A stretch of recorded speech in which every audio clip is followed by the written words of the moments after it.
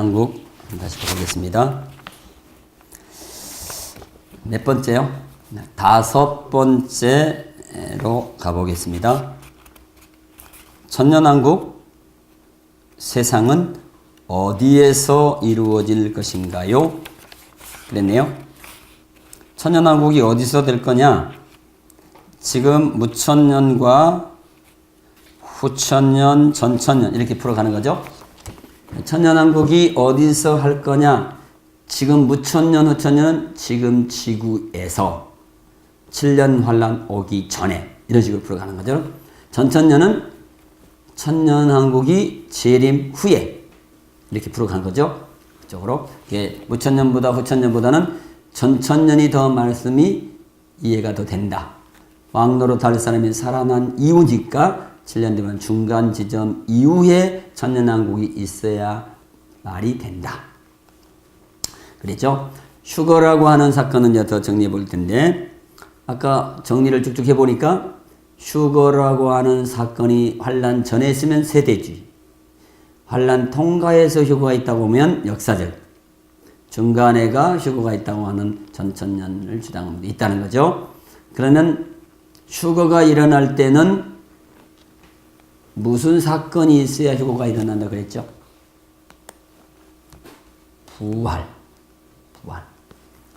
부활의 사건이 일어나야 휴거가 있는 거예요. 죽은 자가 살아나야 휴거가 있어요. 아까 설명드렸잖아요. 공중에 강림할 때 부활이 있다고. 그때 부활을 첫 번째 부활을 휴거 부활, 두 번째 부활을 백보자 심판 부활 이렇게 정리하는 거예요. 첫 번째 부활은 뭐 때문에 첫째 부활 이 상황이 일어나냐 하니까 우상과 666으로 인하여 죽은 사람들이 살아날 때가 첫째 부활이니까 우상과 666을 요구하는 시점이 중간. 그때 죽었다가 3일 만에 살아난 사람이 두증인 사역자들, 또 기다리고 있는 순교자들이 같이 살아났고 보니까 그들의 부활을 첫 번째 부활로 보는데 7년 대화 환란 중반쯤에 첫 번째 부활이 있을 것으로 내다 보입니다. 네, 중간에 우상이 성전에 쓰고요. 그때 요구를 하고요. 우상 666. 그때 안 하고 죽는 사람이 또 생겼고요. 그리고 옛날에 죽은 순교자들도 그때 순교자 숫자가 처음 살아날 것으로 성경이 써졌기 때문에 중간에서 최초로 부활이 일어날 가능성이 높다. 아까 얘기한 것처럼 부활이 몇 개 있다고 그랬죠? 총 3개. 예수님 부활이 첫 열매. 그리고 사람들 부활은 2개. 2개 중에서 첫 번째, 두 번째 이렇게 얘기를 하는 거죠. 두 번째는 천년왕국 끝나고 백보다 심판받을 때 일어나고, 첫 번째 부활이 복된 부활인데 그 부활은 우상이 들어서는 시점을 통해서 그것 때문에 죽었다가 살아난 자의 부활이 첫 번째 부활이라고 20장 4절 6절에 언급이 됐기 때문에 7년 대환란 중반은 와야 첫 번째 부활이라는 용어를 쓸 수 있다. 그 전에는 7년 대환란 중간 전에는 부활이 있다 없다? 없다. 왜? 중간에 와야 첫 번째 부활을 사용할 수 있으니까. 환란 전에는 부활이라는 단어를 쓸 수가 없어요. 2개밖에 없으니까. 첫 번째 부활이 중간이니까 환란 전에는 첫째 부활이 일어날 수가 없어서 환란 전에는 휴거가 일어날 수 있다 없다? 없다. 왜? 최초 부활이 중간은 와야 일어날 가능성이 높다고 성경이 언급되니까 환란 전에는 휴거가 일어날 수 없다. 왜? 부활이 없으니까. 그러면 환란 전에 휴거가 있다라고 전제하고 푸는 설이 세대주의 전천년이라고 해요. 환란 전 휴거, 재림 후의 천년왕국, 천년왕국 천년은 전천년인데 세대주의적 전천년이니까 환란 전에 휴거가 그 학설인데 환란 전에는 휴거가 일어날 수가 없다. 왜? 부활이 딱 2개 있는데 중간에 와야 첫째 부활이 되니까. 환란 전에는 휴거가 일어날 수 없으니까 전천년 중에서 세대주의 학설은 맞지 않는 거다. 이렇게 얘기를 하는 거예요. 환란 전 휴거, 천년왕국 재림 후에 있지만 세대주의 전천년은 휴거가 앞에 있을 수가 없어서 세대주의 전천년은 맞지 않는다. 이렇게 정의를 한다는 거죠. 그죠? 그러면 환란 통과의 수고가 있다. 역사적 전천년. 주장하신 분들이 일부 있어요. 그러면 환난 통과에서 휴거가 있다면 환난 통과하고 재림 때 뭐가 있어야 된다는 얘기야? 부활. 그죠? 부활이 있어야 휴거가 있으니까. 그때 부활이 첫째 부활이다. 이렇게 얘기를 하면 7년 대 환난 중간에서 일어나는 부활은 몇 번째 부활일 것인가? 성경으로 하면 답이 없다. 왜? 부활이 중간에 있고 재림 때 있고 천년왕 끝나고 백보자 심판에 있다. 이렇게 언급할 수가 없어. 왜? 부활이 딱 2개밖에 없는데 2개 가지고 부활 2개 가지고 맞춰야 되는데 7년 대환란 중반에 부활 사건이 있어요. 도중에 사역자들이 살아나잖아요. 옛날 죽은 사람 살아날 가능성이 높고 그럼 거기도 부활. 재림 때 휴거가 있다면 그때도 부활이 있어야 휴거가 일어나니까 부활을 설명해야 되겠죠. 있고 백보자 심판 때 또 있으면 부활이 몇 개로 생기는 거예요? 3개로 늘어나는 거죠. 부활이 3개 있다고 안 듣고 2개 있다고 적었잖아요. 2개. 2개밖에 없는 것 같고 휴거하고 도중인들이 살아나는 사건하고 그리고 백보자 심판 때 부활하고 맞춰야 돼.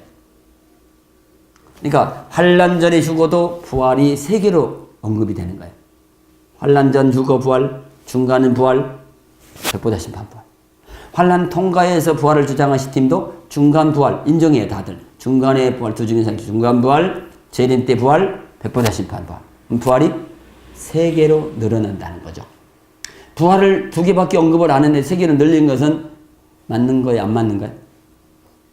부활을 2개밖에 언급을 안 해놨는데 3개를 만든다? 환난 전 휴거가 학설이니까 그때 휴거가 있고 또 중간에도 나왔으니까 있고 심판할 때도 있다. 이렇게 하면 3개 만드니까 안 맞다고 성경하고 설로 만든 거지. 환난 통과도 부활을 3개 만들면 안 된다고요. 2개밖에 없으니까 성경이가.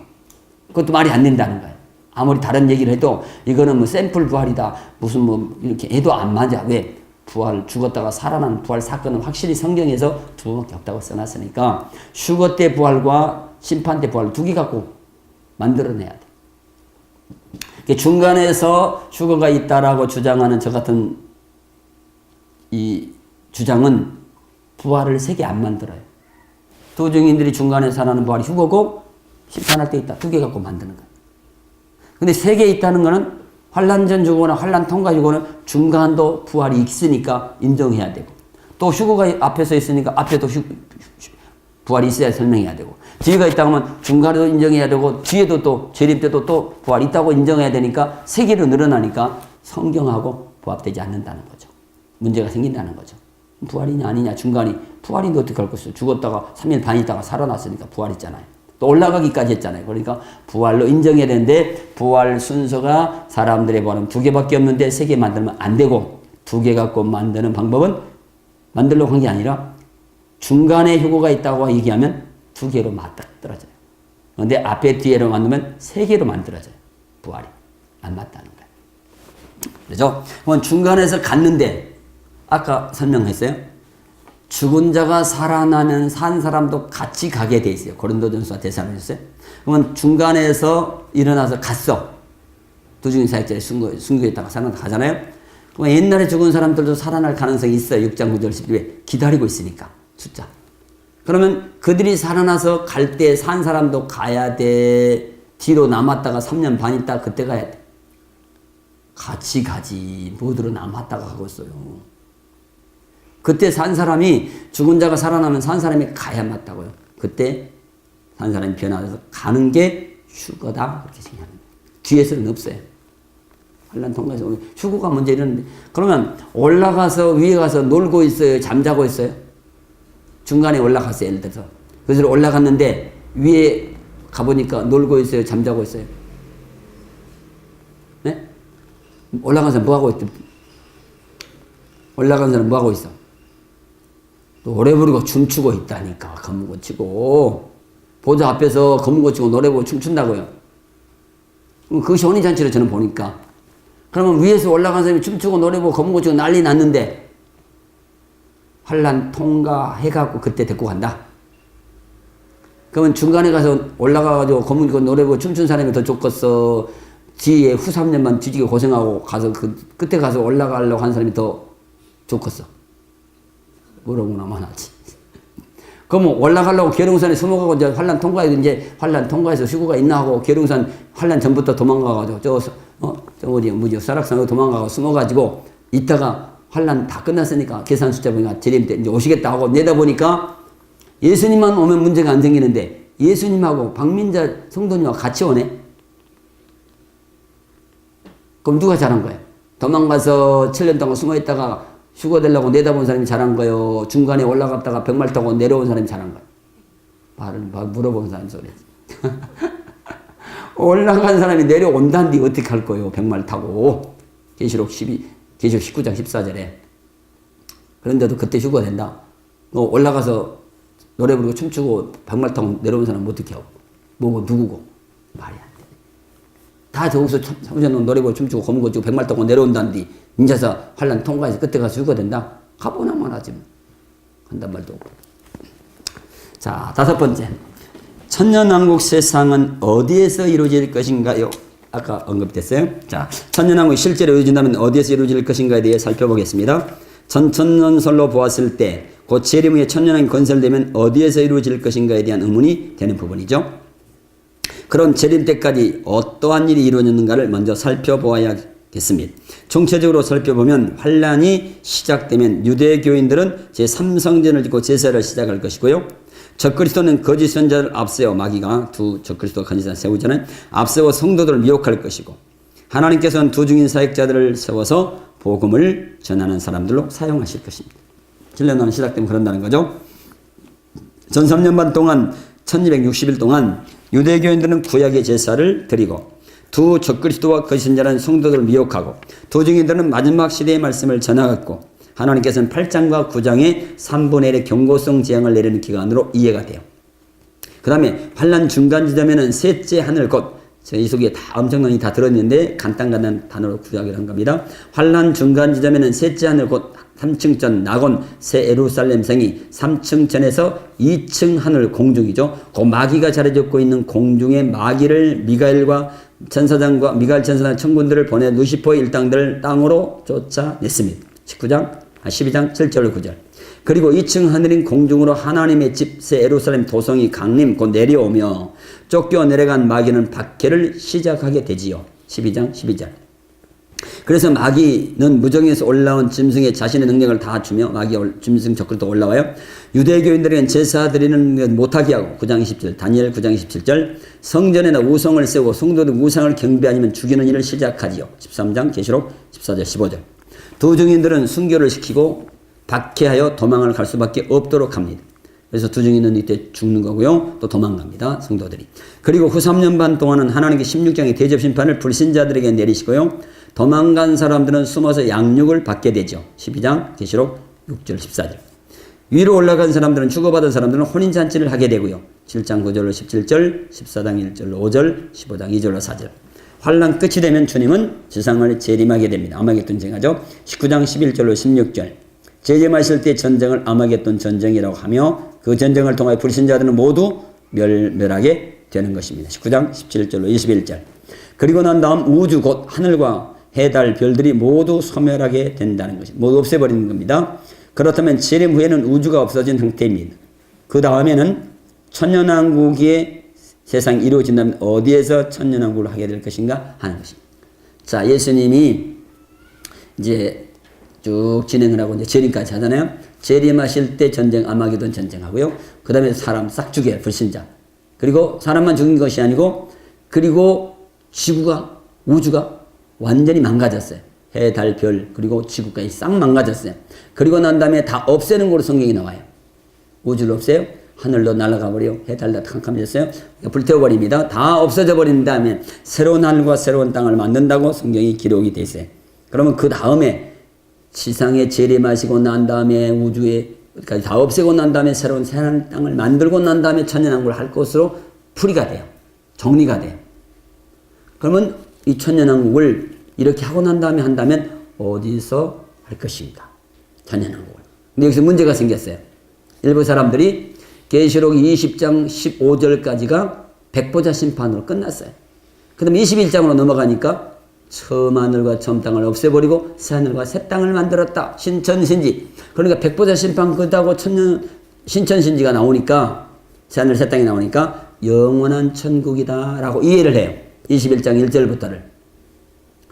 그러니까 21장부터 나오는 새하늘과 새 땅은 처음 지구 다 없애버리고 새하늘과 새 땅을 얘기했기 때문에 1000년 동안 왕노릇 한다는 20장 4절로 6절에 천년왕국은 어디서 할 것인가가 나와 있지를 않아요. 1000년 동안 왕노릇 한다는 9절인 20장 4절로 6절에는 어디서 한다는 말이 없어요. 1000년 동안 왕노릇 한다는 말은 있는데 어디서 한다는 말은 없고, 그 다음에 곡간 마곡이 반란이 있은 다음에 백보자 심판까지 거론해놓고는 21장으로 넘어가니까 처음 것 없애고 새하늘과 새 땅을 만들었다 그러니까 아하, 백보자 심판까지가 20장이고 21장은 영원한 세상이다 라고 이해를 하는 거예요. 그렇게 이해를 하다 보니까 새하늘과 새 땅은 영원한 신천신지 무궁세고로 이해를 하고 계시는 거예요. 신천신지가 새하늘 새 땅이 영원한 신천신지 영원한 천국으로 이해를 한다고요. 신천신지를 이 순서상으로 보니까. 그러니까 신천신지가 영원한 세상이니까 천년왕국은 어디서 한다 생각을 해보니까 전천년 입장에서요. 천년왕국이 재림 후에 천년왕국이 있다라고 했을 때 재림 후에 1000년 동안 어디서 천년왕국을 할 것인가 라고 했을 때 천국 가서 한다는 말은 안 되잖아요. 땅에서 해야 되겠잖아요. 땅에서. 사람이 욕을 가지고 사니까, 애기 낳고 사니까. 그러니까 생각해봐도 안 되니까 지구가 망가졌는데 지구를 갱신해서 천년왕국을 이룰 거다. 이렇게 이제 순회하는 거예요. 이렇게 돌아가는 거예요. 이렇게 이해를 하는 거예요. 그런데 저는 이렇게 일을 안 하고 20장까지는 7년 대환란 후반 백보자 심판까지를 쭉 설명 20장에서 마귀를 가두고 천년왕국을 설명하고 그 다음에 곡간마고 반란 얘기하고 백보자 심판까지를 순서 배열적으로 이렇게 되는 얘기를 하고 21장은 영원한 신천지 무궁세기가 아니고 사실은 새 에루살렘 성 얘기하는 21장 1절부터 22장 5절까지가 새 에루살렘 성 자체를 설명하고 있는데 천년왕국과 믹서시켜서 연계시켜서 21장 1절부터 22장 5절까지가 설명됐다고 보는 거예요. 이 예루살렘 도성 얘기인데 이 예루살렘 도성이 사람들과 같이 함께 살려고 하늘에서 내려오는 장면, 왕이 덜랑덜랑한 장면, 이런 것들이 천년왕국을 더 업그레이드해서 설명해 놓고 있다 이렇게 본다는 거예요. 그러면 저는 신천신지를 만들고 새하늘 새 땅을 만들고 천년왕국 새 예루살렘 도성과 천년왕국을 맞물려 얘기하고 있는데 이 아버지 집이 천년왕국 세상 때 하늘에서 내려왔다고 보는 거예요. 내려온다고 보는 거예요. 어디로? 땅으로. 무슨 땅으로? 처음 땅이 아닌 21장도 뒤 처음 없어졌어요. 새로운 땅으로 내려와요. 그래서 새롭게 만든 땅에서 천년왕국을 이룬다고 하는 것을 얘기한다는 거예요. 21장. 그 신천신지가 새하늘 새 땅이 새롭게 만든 것이지만 새 하늘 새 땅이 두 개 묶어갖고 신천신지 영원 무궁세계가 아니고 새 땅은 천년왕국을 이루려고 만든 장소다 이렇게 본다는 새 땅에서 하는 거예요. 그리고 이사야 65장 17절에서 처음껏 기억도 안 나고 새 하늘과 새 땅을 만들었다 그랬죠. 근데 거기서 농사 짓고 집 짓고 산다 그랬죠. 그러니까 지구가 아니겠잖아요. 기억도 안 나는데 처음껏 새롭게 하늘과 땅을 만들어서 농사 짓고 사니까 새 땅에서 농사 짓고 산다 그런 이야기예요. 그러면 21장도 똑같이 새 하늘과 새 땅이니까 거기에 새 예루살렘 성 얘기와 천년왕국과 맞물려 있기 때문에 영원 세계가 아니고 천년왕국 세상은 새로운 땅에서 하는 거예요. 그를 제가 신천신지 새 하늘과 새 땅은 영원 무궁세계다고 저 영원한 천국으로 몰아붙였던 내용을 내가 신천은 영원한 세계지만 신지 새로운 땅은 천년왕국으로 만들었으니까 그쪽으로 보내지 말고 그냥 놔둬라. 새로운 땅은 천년왕국을 위해서 만들었으니까 거기서 천년왕국 한다. 이렇게 제가 신지는 가져온 거예요.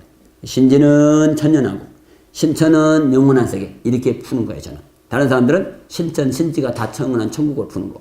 그러니까 지구가 없어졌어야 맞는데 지구를 갱신해서 한다. 성경은 안 맞는 거예요. 우리가 신천, 신지를 두 개 다 묶어서 영원한 세계로 보내버린 게 문제지 새로 지구를 갱신한다는 건 성경에 없어요. 말 자체가 안 돼요. 지구에서는 할 수가 없어요. 왜? 다 없었는데 지구만 남겨놓는다는 말이 안 되잖아요. 폐허되는데. 그래서 없앨 때 다 없애고 신천 신지를 묶어놓은 게 문제예요. 같이 안 보내도 영원한 세계는 신천만 새 하늘만 기어도 영원한 세계는 통해고 새로운 땅은 천년왕국을 해도 괜찮은 거예요. 그래서 새로운 땅에서 한다 그렇게 말을 하는 것이랍니다. 자, 그리고 곧 우주 하늘과 해, 달, 별들이 모두 소멸되게 됩니다. 모두 없애버린다는 것이죠. 그렇다면 재림에는 우주가 없은 상태입니다. 그 다음에 천년왕국의 시작이 이루어진다면 어디에서 천년왕국을 하게 될 것인가 하는 것입니다. 전국에 가서 천년왕국을 한다는 것은 논리적으로 말이 되지 않지. 그런 사람도 있어요. 그렇다면 지구에서 천년왕국이 이루어진다는 것은 가능한 일일 것인가 하는 것이죠. 재림 때에 우주를 없애버리는 것이라면 지구만 남아서 천년왕국을 이루게 된다는 건 상식적으로 논리가 되지 않습니다. 처음 하늘과 처음 땅은 없애고 새 하늘과 새 땅을 창조하셨다고 하였습니다. 이사야 65장 17절 보라 내가 새 하늘과 새 땅을 창조하는 이전 것은 기억되거나 마음에 생각나지 아니할 것이라. 이사야 65장 내용 자체가 농사짓고 집짓고 하는 게 천국이 아니라고요. 하늘이 아니라고요. 새 땅이지. 네? 새롭게 하늘과 땅 만들어 놓고 천년 농사짓고 하는 얘기를 써놨으니까 땅에서 하지 새 땅에서 한다는 얘기지 새 하늘에 산다는 얘기 아니잖아요. 계시록 21장 1절 또 내가 새 하늘과 새 땅이 똑같네요. 새 하늘과 새 땅이. 그죠? 이사야 65장의 새 하늘과 새 땅은 새로운 땅에서 농사짓고 집짓고 산다는 얘기고 계시록 21장에 나온 얘기도 처음 것 없애고 새 하늘과 새 땅을 만들었다는 얘기 똑같잖아요. 새 하늘과 새 땅을 보니 처음 하늘과 처음 땅은 없어도 바다도 있지 않더라. 우리가 살고 있는 이 지구와 우주가 처음 것인데 다 없어졌다는 거예요. 그리고 새 하늘과 새 땅 만들었다는 얘기잖아요. 그리고 새 예루살렘 성 얘기를 쭉 하고 있는 거고 이사야 65장은 새 하늘과 새 땅 처음 것 기억나도 않았는데 새 하늘과 새 땅 만들어서 농사짓고 사니까 여기 우리는 새 땅에서 농사짓고 산다 그런 이야기고 똑같은 새 하늘과 새 땅이니까 21장도 새 하늘과 새 땅을 만들었는데 천년 왕국 세상을 새 땅에서 지금 하는 것을 새 예루살렘 성을 설명하면서 개연해서 연계시켜서 설명하고 있는 게 21장이다 그렇게 본다는 거죠.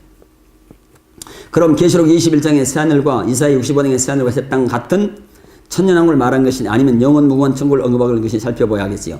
혹자들은 계시록 20장의 천년왕국과 백보다 심판까지 진행되었으므로 계시록 21장의 새하늘과 새 땅은 영원 무궁한 천국으로 이해하므로 천년왕국의 세상은 지구에 살 것으로 이해하기도 합니다. 문제가 되어버린 지구를 생신하여 사용할 것으로 이해하기도 합니다. 그러나 모순된 점들이 많다는 것이죠. 저자는 지구에서 천년왕국을 이루지 않고 처음 하늘과 처음 땅을 없애고 새하늘과 새 땅을 만드시고 새 땅을 천년왕국의 세상으로 사용한다는 것입니다. 새하늘은 영원한 천국의 개념이요 새 땅은 천년왕국의 장소로 보는 것입니다. 위에서 언급한 바와 같이 이사야 65장에 언급한 새하늘과 새 땅과 계시록 21장의 새하늘과 새 땅은 같은 내용으로 이해되어야 한다는 것입니다. 그러므로 천년왕국의 장소는 새 땅으로 사용될 것으로 이해가 된다고 보는 것입니다. 그 다음 6번째 천년왕국 세상은 어떠한 세상이 될 것인가. 천년왕국 세상은 과연 어떤 세상일까요? 깊게 생각해 보지 않으면 다양한 걸 생각하지 못할 것입니다. 그러나 깊게 생각하면 제 말이 빠르나요? 천년왕국의 세상은 신라곤 복락원이 되는 것. 천년왕국의 세상은 신라곤이 복락원이 되는 것으로 보면 될 것입니다. 첫째로 천년왕국의 세상은 장소는 새 땅. 둘째로는 천년왕국에서는 하나님께서 사람들과 함께 사시려고 하나님의 집이 방박인 새 예루살렘 도성이 새 땅으로 내려오게 되는 것. 셋째로 하나님의 예루살렘 도성 안에는 왕노릇하기에 위하여 첫째 뻘에 동참하지 못하고 죽어 아버지 집에 올라간 영혼들은 부활 못하고 둘째 뻘 때까지 영혼만 존재하고 있다. 20장 5절. 뭔 이해가 되겠죠? 죽지 살아나지 못하고 남은 사람도 있다는 거 아버지 집안에. 넷째, 천년 동안 왕 중의 왕은 예수 그리스도의 왕들은 첫째 부활하여 변화된 성도들이 휴거대에 올라갔다가 재림하시는 주님과 함께 백마를 타고 재림 후에 천년왕국 때 분봉왕으로 백마를 타고 왕노릇할 것으로 보입니다. 이런 것들을 구체적으로 쭉 설명해 왔었는데 백마를 타고 왕노릇하는가요? 처음 들은 사람은 뭔 말인가 할 수도 있겠지만 다섯째, 환난 중간 지점에 도망을 가 수삼 년 반 동안 하나님이 예비하신 곳에 숨어 양육을 받다가 재림하실 때 주님께서 불러서 천년왕국 세상 육체를 가지고 백성만일로 자녀를 낳으며 천년왕국 동안 살게 되는 사람이 있다고 하는 거죠. 여섯째, 천년왕국 세상에는 마귀가 무적인 갇혀 나오지 못하고 미혹이 없으므로 죄를 짓지 않고 죽음도 고통도 아픔도 없는 세상에서 사는 복락원이 될 것으로 봅니다. 일곱 번째, 성경적으로 보면 왕들은 새 예루살렘 도성에서 살며 생명나무 열매를 먹고 왜? 이긴 자니까요. 새 땅에 사는 백성들은 다스리는 통치자가 될 것이며 새 땅에 살고 있는 백성을 다스리는 통치자가 될 것이며 보며 백성들은 생명나무 잎사귀를 먹을 것이고 22장 2절 새 땅에서 집도 짓고 농사 짓고 자녀를 낳으며 사는 것으로 보입니다. 이사야 65장. 여섯째, 천년왕국은 언제까지 가능할 것인가입니다. 사실 천년왕국은 미스터리 같은 내용으로 결론을 내리 못하고 있는 것입니다. 그러나 전천년설을 볼 때는 실제적인 천년으로 보게 됩니다. 그리고 천년이 지나면 영원한 천국의 세상으로 이어질 것으로 봅니다. 그렇다면 새 땅은 그대로 놔두고 새하늘 곧 영원한 천국으로 이동할 것으로 보인다. 9번째, 천년이 끝나면 어떠한 일이 있느냐는 것이죠. 천년왕국이 끝나면 못해요? 새 땅에서 사는 백성들로 인하여 숫자가 수많은 사람들 번성이 되죠. 나으니까. 바닷가에 모래같이 많은 사람들이 존재하는 거예요. 이때 애기 나면 남자가 놓고 여자가 놓고 여자가 애기 낳겠죠. 지금 구조니까 백성들을 미혹하기에 마귀가 무정에서 나와서 미혹하는 것으로 되어져 있어요. 그러니까 마귀가 천년에 나와서 그 많이 번성된 사람을 미혹하는 거죠. 미혹받은 백성들은 불이 내려와 죽여요. 죽음에 이르게 되고 이 둘째 부활의 역사, 곧 불신자들이 음부에서 부활되고요. 첫째 부활에 동참하지 못하고 죽어있는 영혼들은 아버지 집에 가 있겠죠. 낙원에. 그 아버지 하나님 집에 있는 영혼들이 둘째 부활에 동참해요. 그러니까 생명부활, 심판부활을 믿는 사람, 안 믿는 사람 부활로 보는 겁니다. 그리고 백보다 심판이 새 땅에서 있는 하나님의 집 보좌 앞에서 두 권의 책, 생명책, 행위력 책들을 가지고 심판으로 여겨지는데 예수 믿고 죽은 사람은 생명책이 있고 예수 안 믿는 사람은 생명책이 없고 그래서 죽을 때 다 결판이 났었고 여기는 죄 짓는 사람은 벌 받는 그리고 예수 믿는 사람들은 행위록 심판의 개념이다. 이렇게 이해를 하면 좋겠습니다. 마지막으로 7번째, 8번째까지 있나요? 네? 많이 남았네. 다 끝난 줄 알았네. 자, 7번째. 천년왕국 세상은 무천년, 후천년, 세대주의 전천년, 역사적 전천년 등을 총정리하면 이렇게 정리하게 됩니다. 앞전에 한 거 아닌가? 그죠? 7년 대환란을 기점으로 봐서 천년왕국이 환란 앞쪽에 있는 설은 무천년, 후천년. 천년왕국이 환란 뒤에 있는 설은 전천년이겠죠? 그러면 천년왕국이 환란 앞에 있는지 환란 뒤쪽에 있는지를 살펴보았죠. 하지만 환란 뒤쪽에 있다고 보았을 때는 전천년 두 가지가 있다고 그랬죠. 세대주의 전천년 또 역사적 전천년. 휴거가 환란 전에 있다고 보면 세대주의.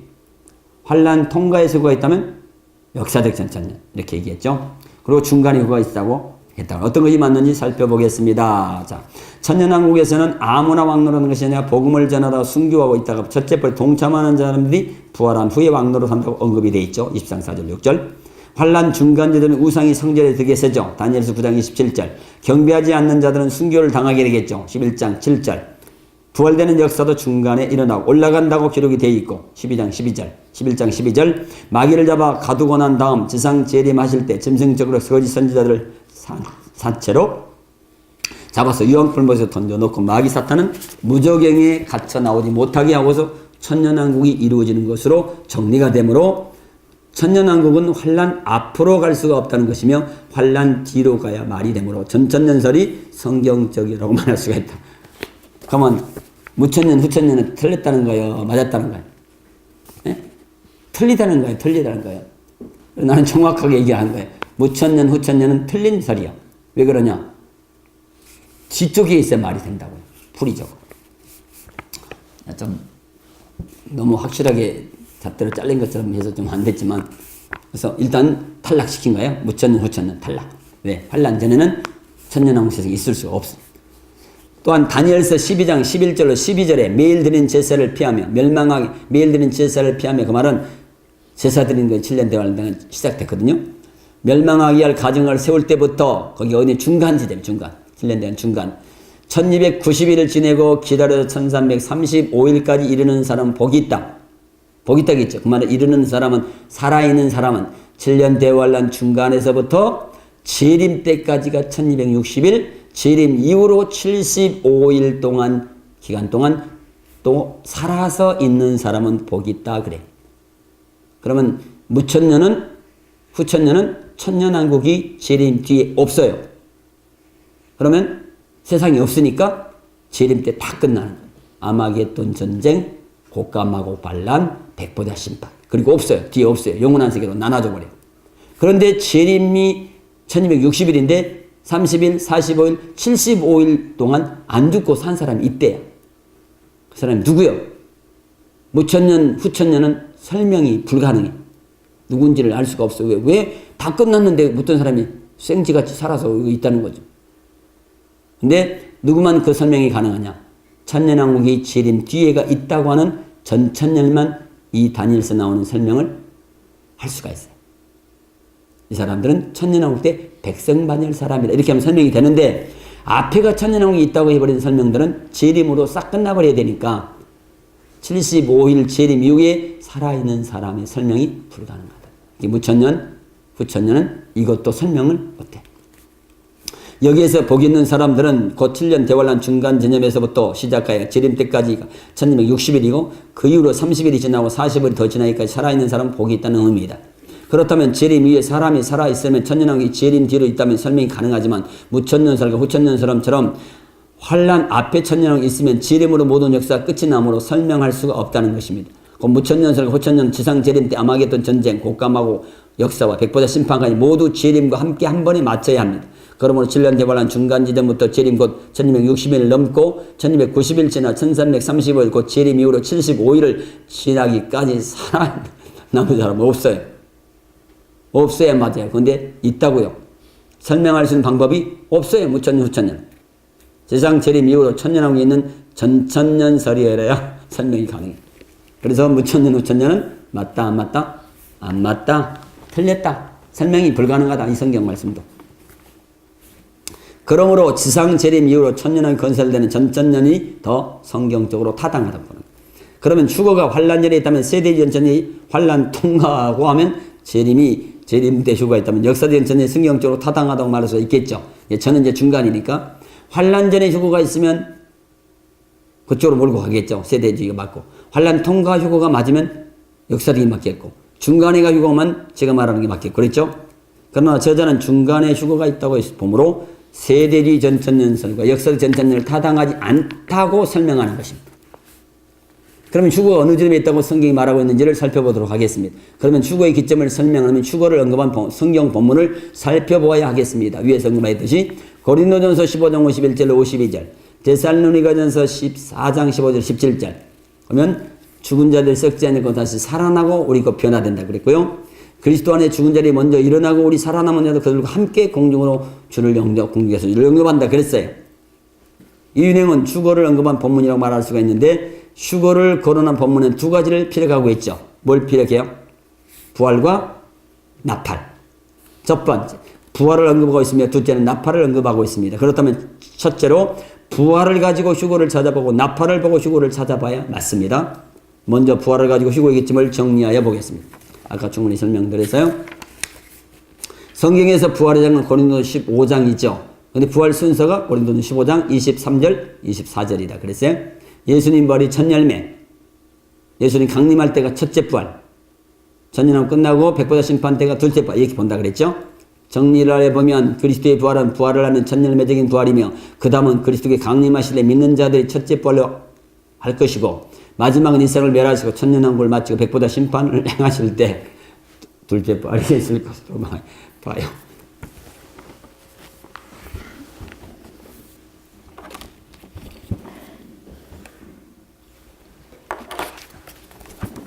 시간이 많이 가는데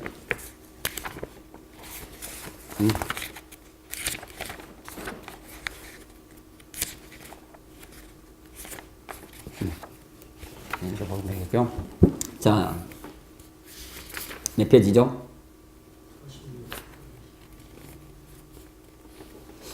사람들의 부활은 몇 개 있다 그랬죠?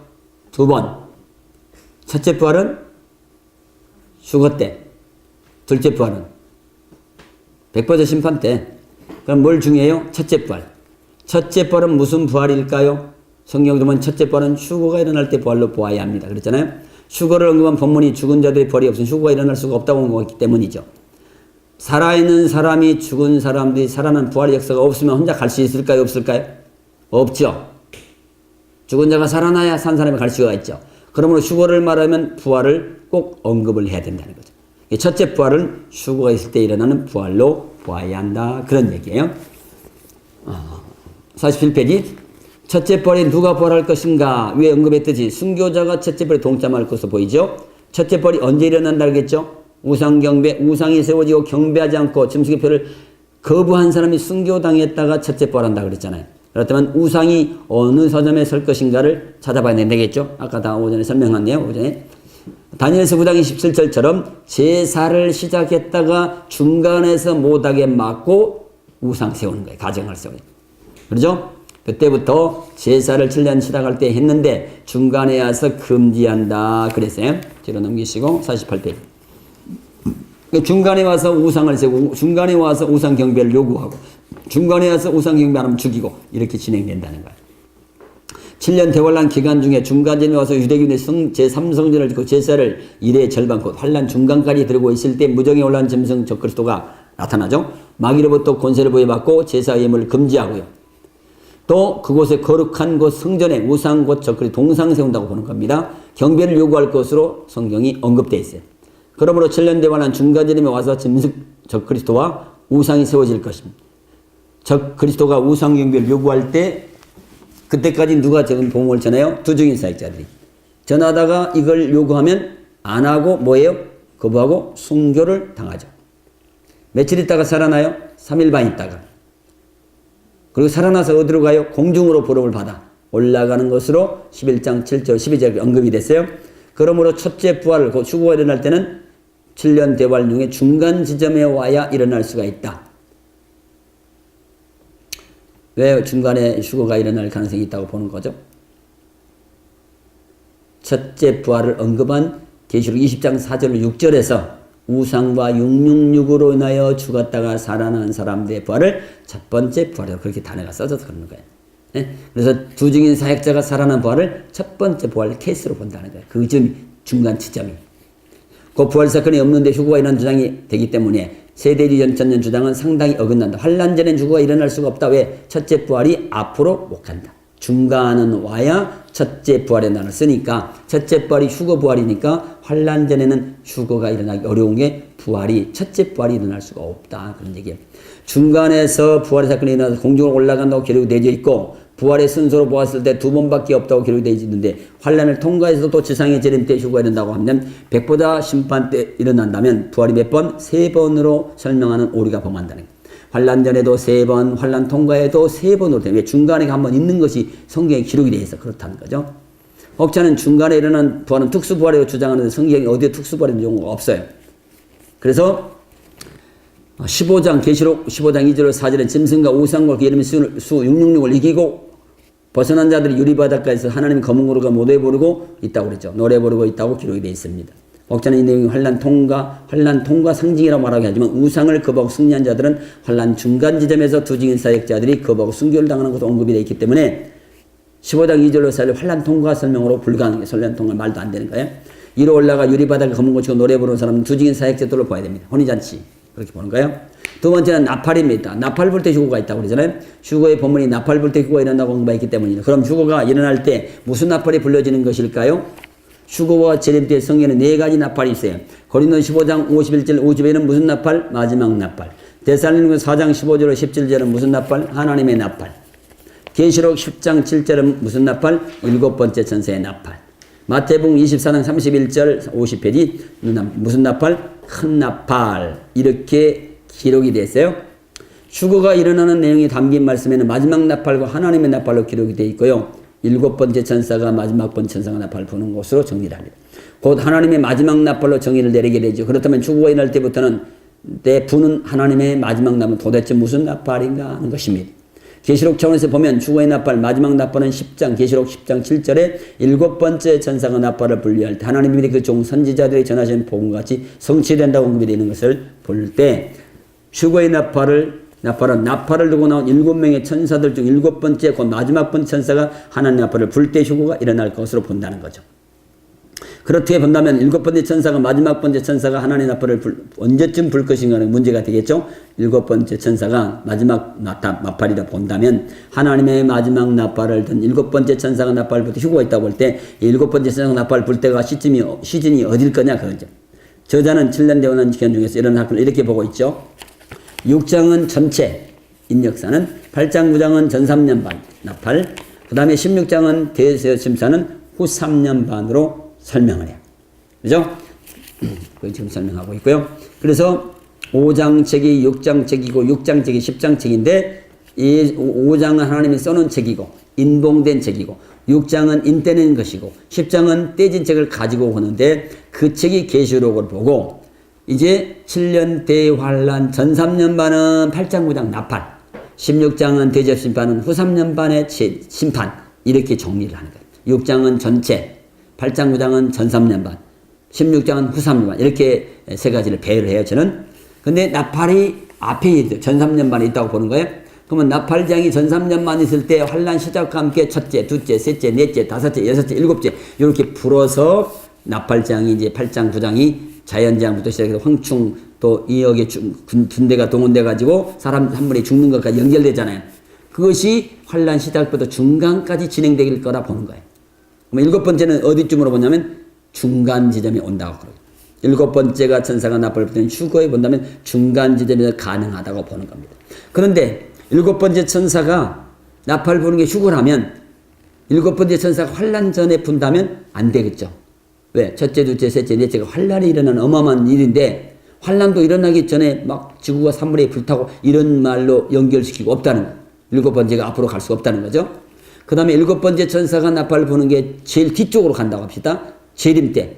그러면은 16장, 17장, 18장 대접심판, 음녀, 바벨론 심판이 또 있어야 되는데 예? 나팔 다음에 16장이 그 다음이잖아요. 나팔 다음에 그 내용을 넣을 자리가 없어져 버려.